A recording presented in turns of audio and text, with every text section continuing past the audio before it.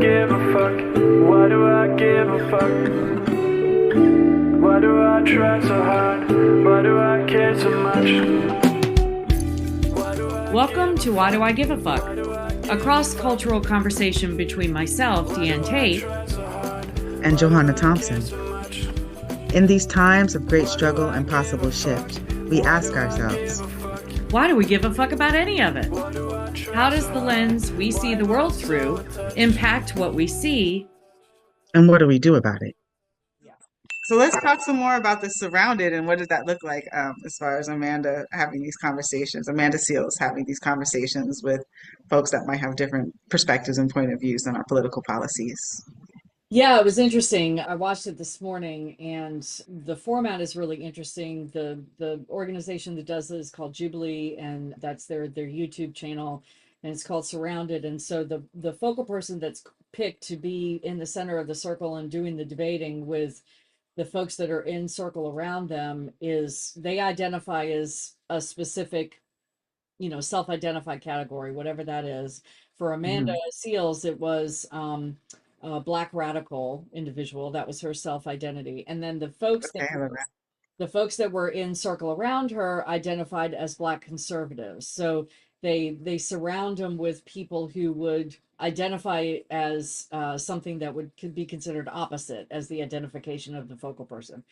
And so they have a timer on the table, and they do a 3-second countdown, and people get up and they run for the chair opposite Amanda, and whoever touches the first gets to sit down with her. And it's so interesting to me. And I'm a member of her Patreon community, and I messaged when I sent her a message about how well she did. I said it was so interesting to watch because you can see people that get up. There's certain individuals that get up multiple times. Yeah. But they don't move fast enough to get to the center circle. So it's like they want Okay. to be there, but they're edging into the space. Like, do I really want to? that seat. And I thought that was interesting. I was watching the body language. I was like, you aren't even trying to get in that center seat. You're just happy to be there or whatever. But I love that. In community organizing spaces, there's a version of that that's called the fishbowl. And so if folks aren't familiar with that, or if you have an opportunity to experience it, it's a really good experience to help to get different perspectives from people and really speak into where your value proposition in the proposition is in the space. Right. And the center person, the focal person, comes with 3 different debate precepts that they want to debate. And so you have topics that you're going to talk about, 3 different ones. And so you do, I don't know what the time frame is, but you do the first precept for a certain number of minutes, and then the second precept, and then the third. And so what was different about Miss Seal's time in the hot seat versus other folks that I've seen is that she was determined that people were not, she was setting really clear boundaries about whether or not they were going to be respectful, that they weren't going to interrupt her. Because I've watched others with other focal people in the middle, and the interrupting is just horrible, and you hardly ever get to really hear because they're stepping on each other's toes. And she really set a very clear precedent for that, and it was followed definitely. And then the other piece about it is you get each person that sits in the chair across from her, they get a certain amount of time, and I don't know exactly. I looked at the clock, but I'm not really remembering what the time was. Maybe 5 minutes to debate with her about whatever it is they want to counter on her precept. But the other people that are in the circle around her have flags, and as the person that's debating, the topic, the focal person in that moment, as they're presenting their argument, the people in the outer ring can start raising their flag if they're not really, if they don't think the person is making a clear argument, or if they think that Amanda or the focal person is just obliterating their stance, they start to raise their flags. And I don't know if it's all of the people in the outer circle, but a majority of them, once they all have their flags up, they will stop it no matter how much time they have left on the timer and say, you've been voted out. And that person has to get up and go back to the circle. And then they start the countdown again, and people rush for the chair again. So, and how many people did Amanda Seals unseat? And I'm going to offer that that's a she great wasn't question. in the hot seat. Yeah, I'm going I to offer don't that know, she but was in the hot seat. I was going to actually offer that she was on the throne, and those who came that sat in front of we're the in the hot throne seat. were in the Thank hot you. seat. Much better languaging. Just to Yes. rephrase a little bit. Yes, much better languaging. She was definitely on the throne, and they were in the Yeah. hot seat. I don't know exactly what the number is. I'd have to go back and watch, but what I do know is that I noticed how many of them got voted out before they even by the outer Finished circle, the before time. they even got done with their time. It seemed to happen more with her than with other surrounded episodes that I watched. So it was quite a few because she was just made for that format, really. I mean, Yeah. I And wish she knows her I would be stuff. that She good. knows her stuff, and she like sits in like That's so stuff. on Yeah. she stands on her square Yeah. about where she feels. And not a lot of people come into spaces of debate with such a really strong rooted understanding about what inequities look like and how to like shift them. And she Hmm. really understands, which I remember learning this myself, is that when you're debating, an actual debate is about Yeah. fact. It's not about Hmm. opinions. Hmm. And that's where I think our national discourse in the US has gotten so sloppy because it's all about opinions. A lot of people don't have facts, or they're countering facts with opinions, which is not that's not the way a debate works. Hmm. That's just an argument.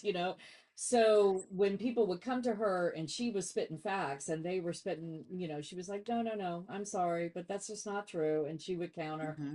And there were some young folks there that really just, she was like, wow. At one point, she asked me, she said, "Are you acting?" She's like, "It Hmm. feels like you're acting," It's because real. Yeah. he's coming at her with such bogus conservative talking points. It was horrible, and it was really interesting to watch. So I encourage folks to go and watch that episode. Not only because I thought the premise itself was really interesting, not just the format, but she considers herself a black radical. There were several folks that wanted to call her a liberal, and she stopped them. She's like, "No, no, no, I'm not a liberal. I'm a radical." And so Mm-hmm. a couple of them asked her, like, "Well, what is that? What is your definition of radical?" Because they Yes. understand better. And it's a fabulous episode. Do So you remember, do you recall what the definition of radical versus somebody who is liberal in their understanding of policy? Or we could even talk about that. yeah. What would you consider somebody who's radical in their policies and somebody who's liberal and somebody who's conservative um, within Well, your community? Because I think you should speak from your community. yeah, from my community. So, do we even have any radical people in my community? I don't know. What I have recently learned is that Mm, the definition of radical is to be pulled up from the root, to extract from the root. That's actually the definition of radical. I didn't know that. I've always thought of radical based on what the societal norm had taught me, which was somebody who was, bucking the system and going against always going against the grain, and who wasn't afraid to step out of their box, and rules mhm, be damned. And I mean, that's the mindset. That's the supposition definition that I had gotten from just greater society. When I heard that the definition was actually about being pulled up from the root, I was like, mhm. well, I really like that because that makes more sense to me. And so, in regards to her self-identifying as a black radical, she talked a lot about systemic racism. She talked a lot about the systems and breaking the systems down that were oppressing black people in the US. And that, to me, is what I feel like helpful or useful radicalism should be. Is let's get to the root of it. When you and I were working for Yes. for the organization that we met through before, I often have these conversations with people that were like, "Well, but they're feeding You people." were definitely radical. Well, I'm glad. I'm glad. I'm happy to hear that. That makes me happy.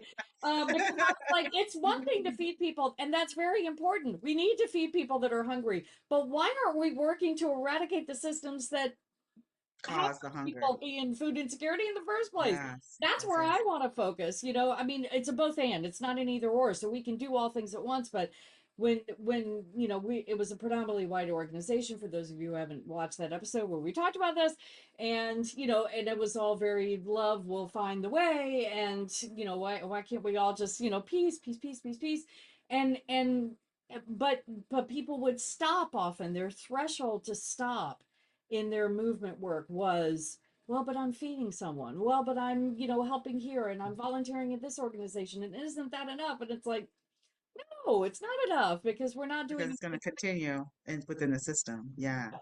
No, So that makes sense. it's a radical. I'd love to hear. I mean, I'm going to go along with this uprootedness and understanding.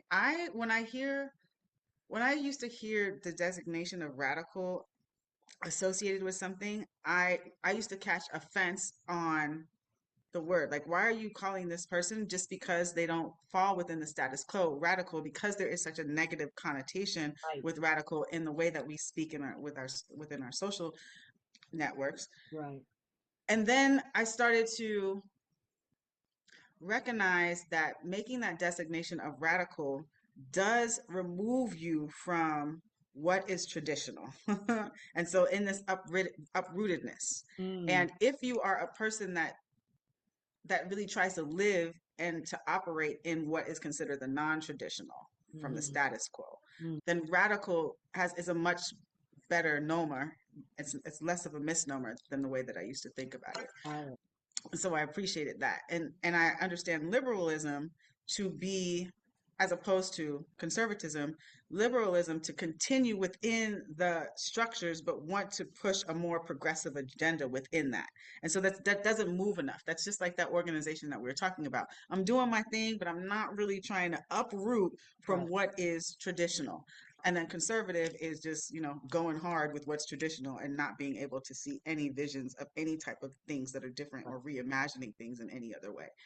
Yeah. And so if I was going to self-identify, I would self-identify as a radical as well. And that is because I am really committed to how do we exist in our structures, not in our structures, how do we create and imagine structures that are completely different from the ones that we exist in, because the ones that we exist in are so harmful to so many people. And Right. coming out of harming so many people is what I would hope for the future of human existence, not our country, but Yeah. human existence in its entirety. Yeah. Yeah, she had an interesting when you spoke about liberal and what liberal means. She spoke at one point, I don't remember if somebody was like, "So you don't identify as liberal? You don't think you are?" She's like, "No." She said to her, again, I'm paraphrasing. She said that to her, liberal is really just I'm not a Republican. And and I guess so. yeah, Yeah. I mean, that was like, yeah, ding, ding, ding, because I used to identify as a liberal, and then I kind of moved to a progressive, and then I'm not even sure. I mean, I guess radical would be the term that I probably would want to use because, I like progressive better than liberal, but I like radical better than progressive. So yeah, especially if it's about where are the systems, how are they ensconced, and how can we change them?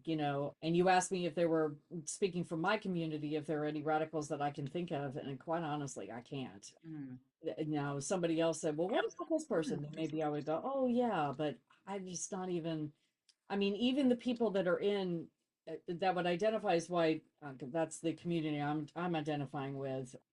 Even the people out there that are like marching in the streets or have marched in the streets in the past, like the Jane Fondas and the people that I mean, maybe Jane Fonda.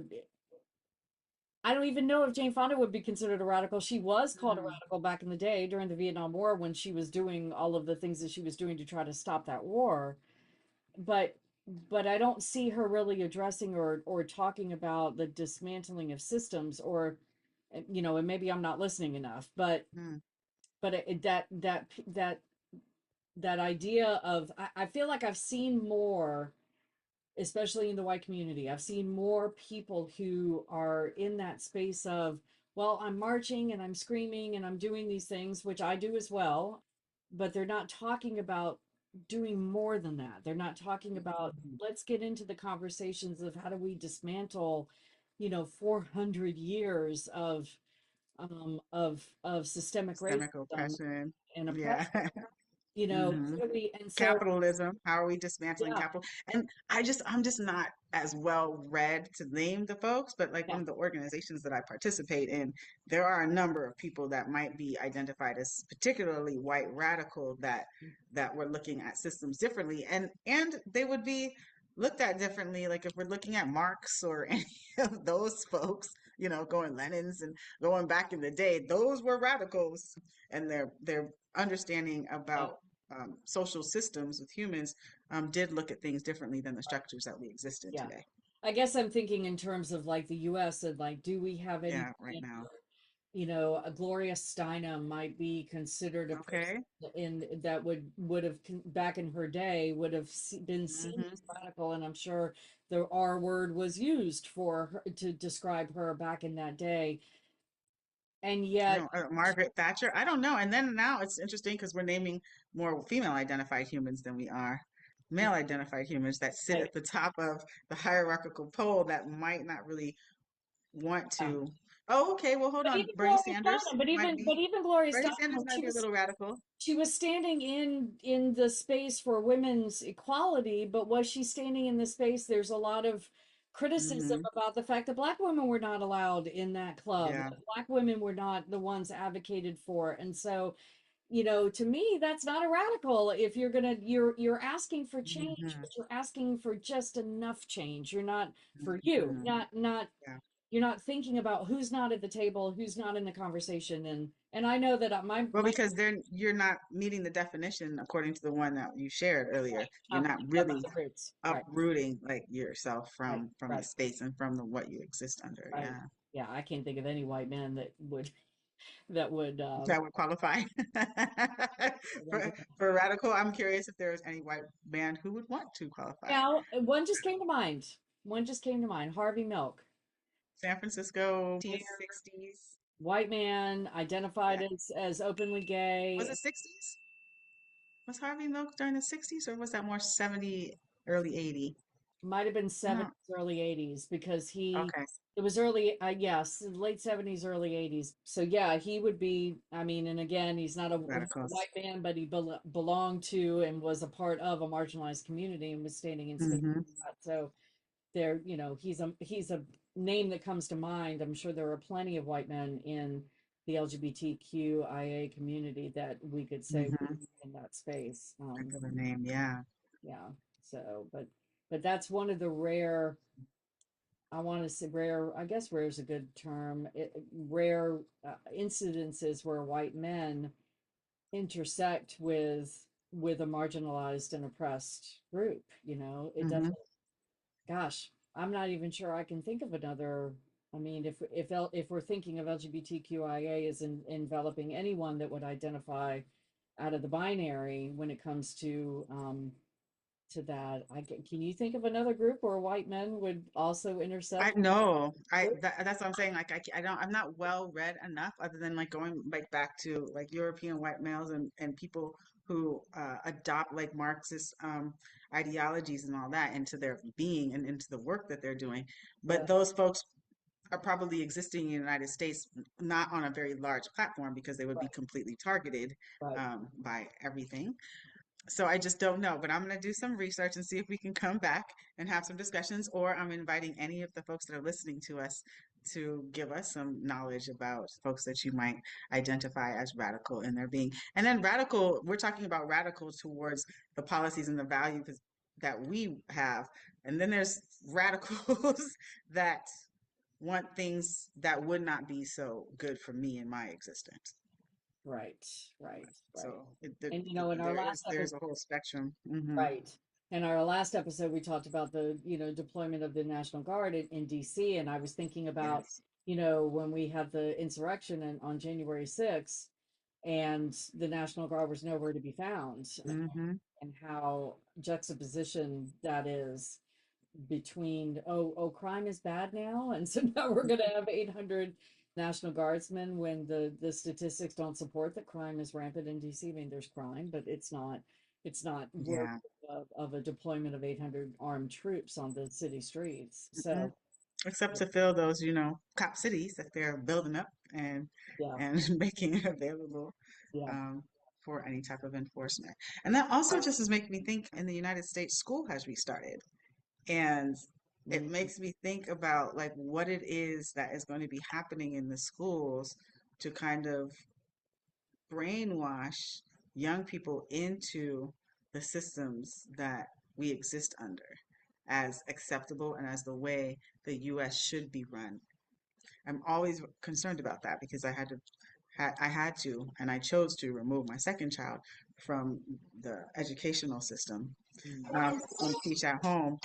And so yeah, I'm thinking about that. I'm thinking as like educational content has changed and what young people are going to be learning about what civic engagement looks like, especially because all the laws and policies at this time are saying that people cannot, um, follow what we know as our Bill of Rights, you know what I mean? Our First, Second, and Third Amendment, and all of those things within democracy are being completely eroded in this moment. And like, what is the conversation in civics class? And I think about that because when I was in school, I was supporting with teaching civics, and Yeah.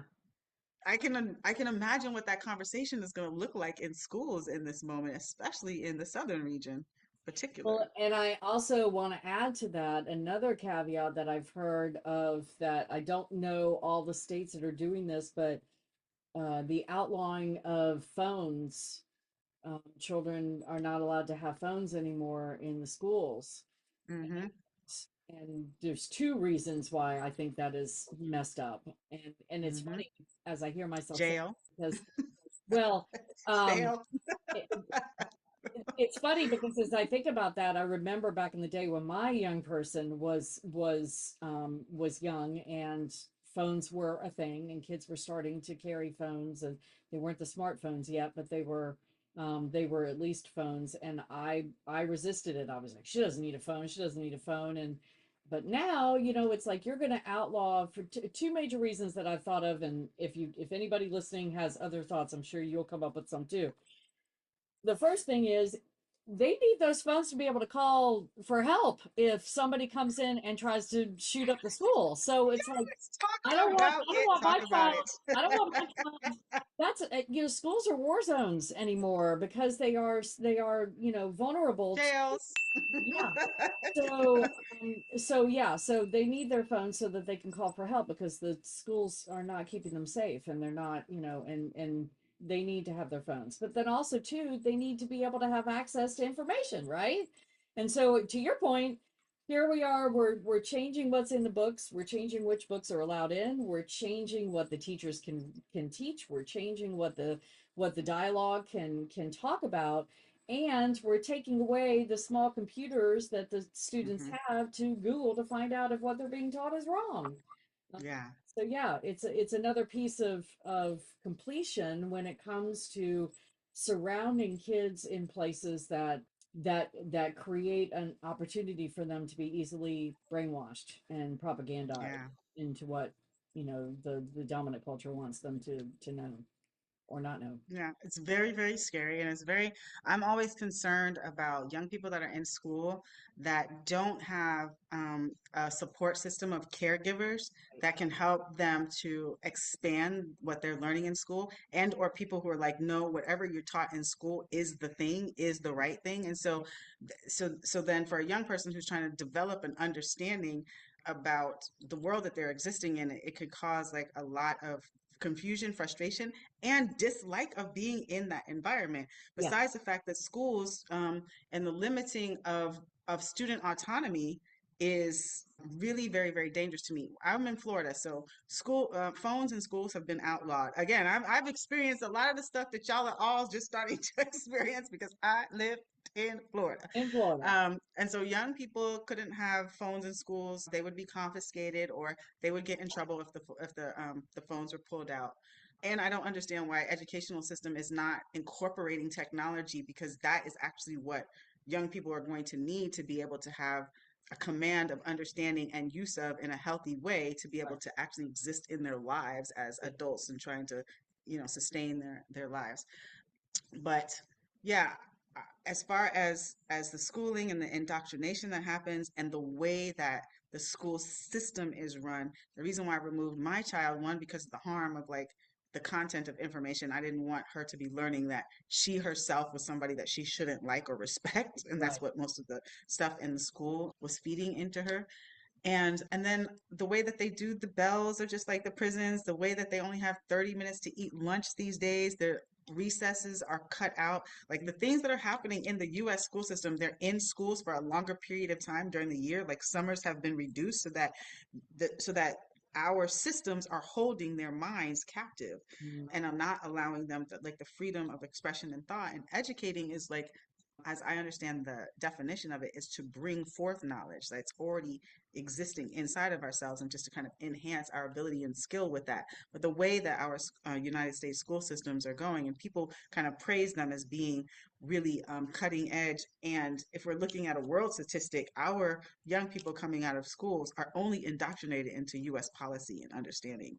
And that's just a really scary thing to be thinking about. I'm not anti education, but I'm like pro education that is actually going to allow people to explore yeah. and expand their knowledge, and not that limits and restricts their knowledge in the way that the US educational system is doing now.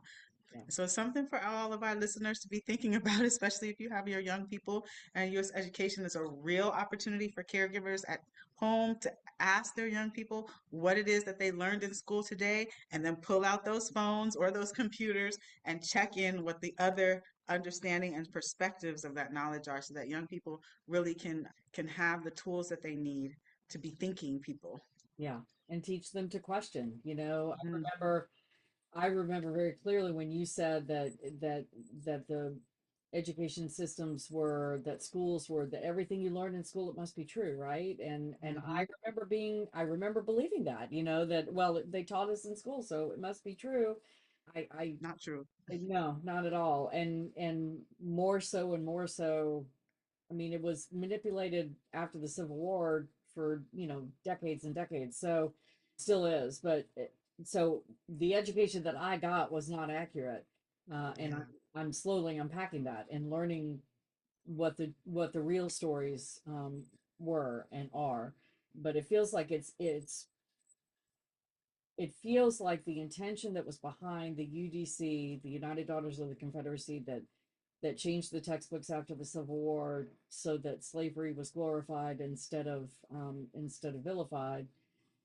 Those that intention and that practice feels elevated. It feels like it's constricted even more Come on. because it's Yeah, they're not taking away student rights.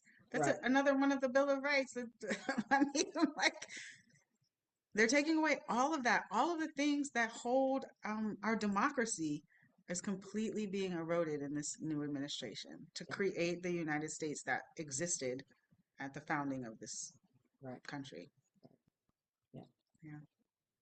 Well, Yeah, it leaves you like speechless. It really does. yeah, it's like okay, I don't know what Hmm. else to I don't know what else to say after that. Yeah, it's I, I I am nervous about AI. I'm nervous about, you know, I'm reading about the destruction to the surrounding communities, to these information centers that AI is being run by. I don't know if you've heard about that. We What do can you mean? No, I don't know what you're saying.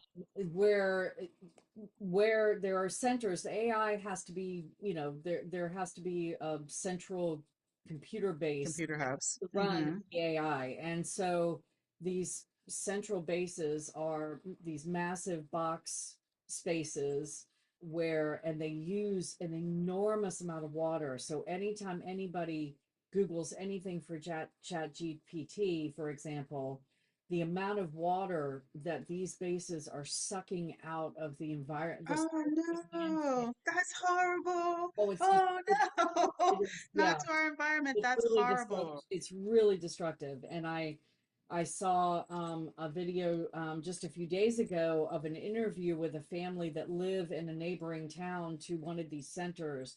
I don't Hmm. remember what state it was in. I'll try to find the video and share it with you. And the woman was talking about, you know, they can't get water. The water that's coming out of their faucet is just a trickle because the pressure, the water pressure, all of it's stolen to go towards this These AI machines. center to cool Wow. down the machines. And Hmm. so So they must be some type of hydro processors. to Yeah, help they use generate. water to cool down the Mm, machines because the machines are running all the time because people are mm-hmm. cooling all the time and they're using AI all the time. So this is the side effect of having it doesn't just happen, you know, in a vacuum. And Yeah. so yeah, it's so hard because some of the things that you feel like can be at least even partial solutions to help combat the constricture of free thinking and free thought. Like we've talked about AI, the use of AI and what it could be used for good is is just as destructive Harming the environment. on Yeah, man. the environment in horrible ways. So Just reminds us that like we exist in an ecosystem of connection. And that's really what I want to call us into, thinking about these conversations that we have. One thing is going to be a ripple effect to something else. And if we can start to remember that we are all connected in some way for the things that we're doing each and every day, we're all connected to it in some way. And yeah. we have to start being responsible and accountable to that with each other so that we can exist for as long as we want to. Why do I give a fuck? Why do Thanks for I joining give a us. fuck? Until next time, Why as you do I move try throughout so your day, hard? continue to ask yourself, Why do I give a Why Do I Give a Fuck is produced in collaboration with Johanna and Deanne. Music by Norwegian musician Water. See you next time.